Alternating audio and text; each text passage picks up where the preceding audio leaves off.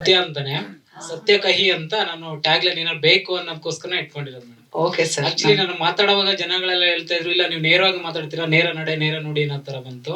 So ಅದಕ್ಕೋಸ್ಕರ ಸತ್ಯ ಕಹಿ ಅಂತ ರೈಟ್ರು ಯಾರು ಬೇಕಲ್ಲ ಹೊಸದಾಗಿ ಅಂತ ಮಾಡಿದೆ. ಈಗ ಎಲ್ಲರಿಗೂ ಮುಖ್ಯವಾಗಿ ಎಲ್ಲರಿಗೂ ನಮಸ್ಕಾರ. ಮೊದಲನೇ ಸಲ ಮಾತಾಡ್ತಿರೋದು. ಆಕ್ಚುಲಿ ನಾನು ಜಾಸ್ತಿ ಮಾತುಗಳು ಆಡಲ್ಲ, ಪರ್ಸನಲ್ ಆಗಿ ಮಾತಾಡ್ತೀನಿ. ನನ್ನ ಬಗ್ಗೆ ಕೆಲಸ ಮಾತಾಡಬೇಕು, ನಾನ್ ಮಾತಾಡಬಾರ್ದು ಅನ್ನೋ ನನ್ನ ಉದ್ದೇಶ. ನಮ್ ಕರಣ್ ಸರ್ ನನ್ಗೆ ಫಸ್ಟ್ ನಂಗೆ ಇಡೀ ಟೀಮ್ ಅಲ್ಲೇ ಇನ್ಸ್ಪೈರ್ ಆಗಿರೋದು ಅವರೇ. ನಾನು ನೆಕ್ಸ್ಟ್ ಇನ್ನೊಂದು ಸಿನಿಮಾ ಮಾಡ್ತೀವಿ ಅಂದ್ರೆ ಅದು ಅವರೇ ಕಾರಣ ಆಗ್ತಾರೆ. ಅವರ ಒಂದು ನಾವ್ ಎಷ್ಟೋ ಸಿನಿಮಾ ಮಾಡಿದೀವಿ ಮೇಡಮ್, ಒಂದು 7 ವರ್ಷ ಆಗಿದೆ ಸಿನಿಮಾ ಇಂಡಸ್ಟ್ರಿ ಬಂದು. ಒಂದು ಅಷ್ಟು ಜನ ಪ್ರೊಡ್ಯೂಸರ್ಗಳು ನೋಡಿದಾಗ ಜೆನ್ಯೂನ್ ಅನ್ನೋದು ಯಾರಲ್ಲೂ ಕಾಣಲ್ಲ. ಬಟ್ ನಮ್ಮ ಟೀಮ್ ಅಲ್ಲಿ ಏನಿದೆ, ನಮ್ ಕರಣ್ ಸರ್ ಅನ್ನೋರು ತುಂಬಾ, ಅದನ್ನ ನಾನು ಹೊಗಳ್ತಿಲ್ಲ, ಬಟ್ ಅದೇನಂದ್ರೆ ಅವ್ರ ಮನ್ಸಲ್ಲಿ ಏನೋ ಆತರ ಇದೆ.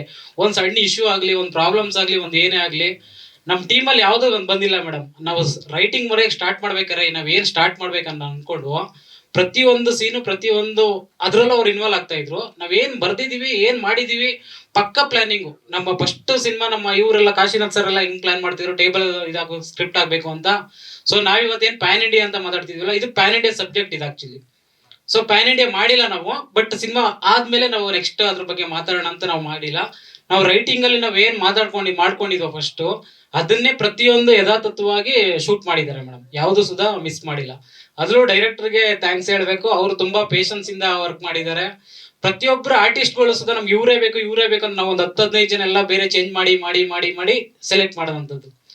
ಸೊ ವಾಟ್ಸಪ್ ನಮ್ಮ ಕರಣ್ ಸರ್ಗೆ ಫಸ್ಟ್ ಏನಕ್ಕೆ ಅಂದ್ರೆ ಅನ್ನದಾತ ಅಂತ ನಾವ್ ಏನ್ ಹೇಳ್ತೀವಿ, ಅವ್ರು ಅಷ್ಟು ಪೇಷನ್ಸ್ ಇಂದ ನಮ್ಮ ಕೆಲಸಗಳು ನೋಡ್ಕೊಂಡು ಇಲ್ಲಿರೋ ಪ್ರತಿಯೊಬ್ಬರು ಟೀಮ್ಗೂ ಅವರು ಯಾವಾಗ್ಲೂ ಜೆನ್ಯೂನ್ ಆಗಿ ಅವ್ರ ವ್ಯಕ್ತಿ ನೋಡ್ಬಿಟ್ಟೆ ಕೊಟ್ಟಿದ್ದಾರೆ ಹೊರತು ಯಾವುದೇ ಇನ್ಫ್ಲೂಯೆನ್ಸ್ ನೋಡ್ಬಿಟ್ಟು ಅವ್ರು ಯಾರಿಗೂ ಚಾನ್ಸ್ ಕೊಟ್ಟಿಲ್ಲ ಮೇಡಮ್.